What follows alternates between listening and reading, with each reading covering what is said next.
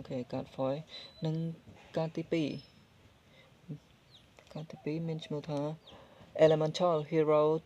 Tempest Elemental Hero Tempest ជាប្រភេទកាត Monster ដែលមាន level 8 2 4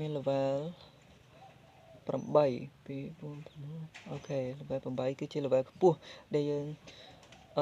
ត្រូវការ summon បែប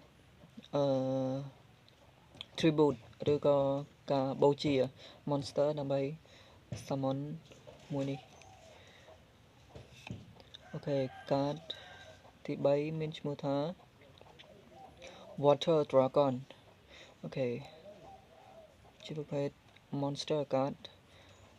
effect អូខេ monster card effect ដែលមាន level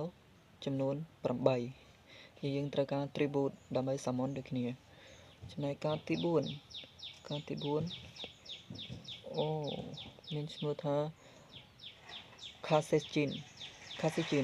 អូខេ Kasejin ដែលមាន level ចំនួន7អូខេ Kasejin ដែលមាន level ចំនួន7មួយទៀតគឺជាប្រភេទអូខេអស់ហើយគឺ Drill Roy ដូចគ្នាអញ្ចឹងការដាក់ថែមកគឺមានចំនួន4ទី1គឺ Drill Roy Elemental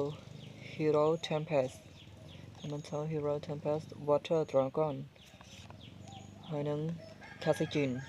អូខេអញ្ចឹងការតែ4នេះគឺមានប៉ុណ្ណឹងបន្តមកយើងមកមើលក្នុងប្រអប់មានអ្វីខ្លះអូខេគឺវាមាន2 deck ក្នុងមួយ deck ក្នុងមួយប្រអប់នេះគឺមានចំនួន2 deck ដូចគ្នាអញ្ចឹងសរុបទាំងអស់គឺ2ដុំនេះគឺមានចំនួន4 deck ដែលយើងអាចលេងបានគ្នារហូតដល់4នាក់ឥឡូវយើងមកមើល deck ទី1អូខេមកមើល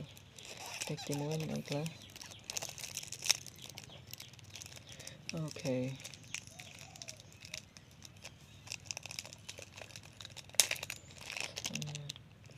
ហើយវាជាងទី1 hero ទី1របស់យើងមានឈ្មោះថា Elemental Hero Avenge ជាប្រភេទ monster card ដែលមាន level 3ដែលជាធាតុខ្យល់អូខេធាតុខ្យល់កាតទី2 Elemental Hero Burstinatrix